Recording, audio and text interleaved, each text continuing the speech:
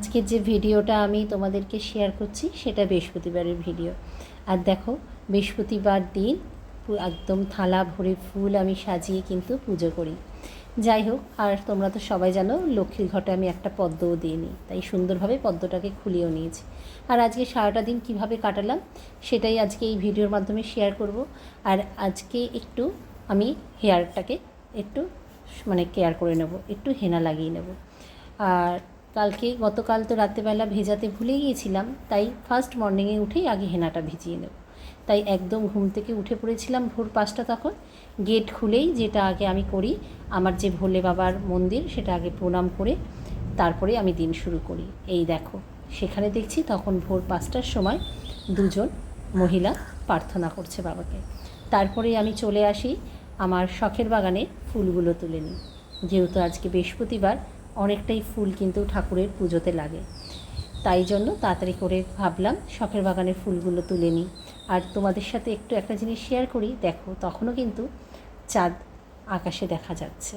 আর এই দেখো, আমার শখের বাগানের বেলি ফুল ফুটেছে কী সুন্দর।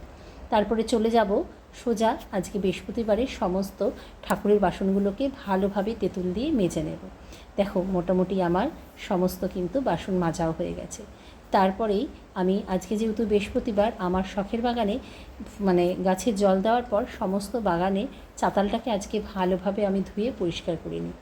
আমার এটা ভীষণ ভালো লাগে, প্রত্যেক বৃহস্পতিবারে আমি করি। আর প্রত্যেক দিন তো আমি এই আমার সামনের গলিটা ভালোভাবে ধুয়ে দিই, বাসি উঠোন বলো সেটাকে আমি পরিষ্কার করে নিই। আর বৃহস্পতিবার দিন আমি আমার শখের বাগানের এই গোটা চাতালটাকে ভালোভাবে আমি পরিষ্কার করে নিই।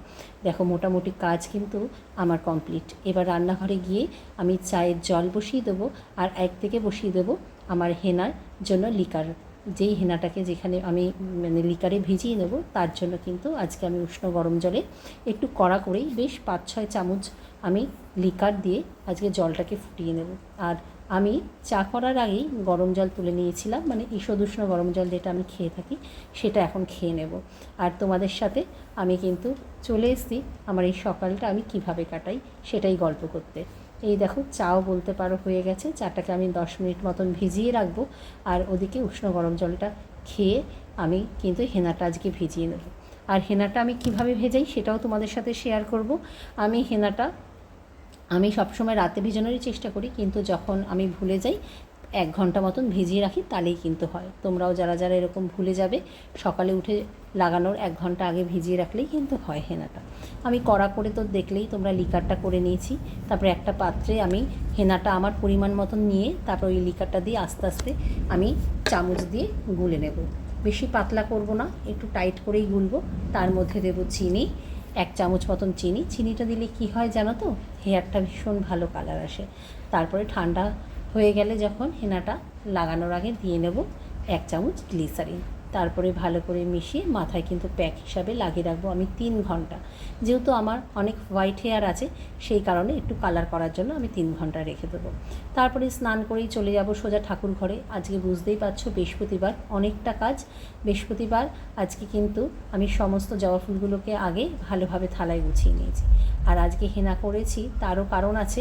আজকে আমার সন্ধ্যাবেলায় একটা ইনভিটেশন আছে, যে আজ হচ্ছে আমার স্টুডেন্ট পূজার ছেলের আজকে বার্থডে। সবাই মিলে চলে যাব, সেই ভিডিও তোমাদের সাথে শেয়ার করব। দেখো, তারপরে তো ওদিকে আমি গোপুসোনাকে ভালো করে ঘুম থেকে তুলে তাকে আজকে ভোগ দিয়ে দিয়েছি, বিস্কুট ভোগ। তারপরে তো সমস্ত ঠাকুরকে ভালোভাবে পয় পরিষ্কার করে স্নান করিয়ে আজকে বৃহস্পতিবারের পুজো আমি কমপ্লিট করব। চলো টাটা, আবার দেখা হবে অন্য কোনো ভিডিওতে।